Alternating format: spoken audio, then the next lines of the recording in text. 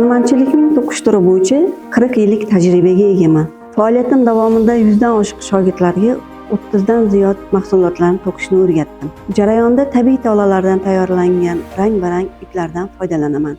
Asosan bejirim kiyim-kechaklar, milliy qo'g'irchoqlar, ertak qahramonlari, oyoq kiyimlar va turli xildagi dekorativ o'yinchoqlarni to'qiyman. Bunday ijod namunalarim bilan bir qator xalqaro forumlarda ishtirok etganman. Quvonarlisi, bizning milliy qo'g'irchoqlarimizga, ertak qahramonlarimizga chet elda ham talab yuqori. Jumladan Qozog'iston, Hindiston, Turkiya davlatlariga o'z mahsulotlarimni sotishga muvaffaq bo'lganman. Yaqin orada milliy qo'g'irchoqlar, yumshoq o'yinchoqlardan iborat kolleksiyam jamlangan kichik bir do'konni tashkil etish niyatidaman.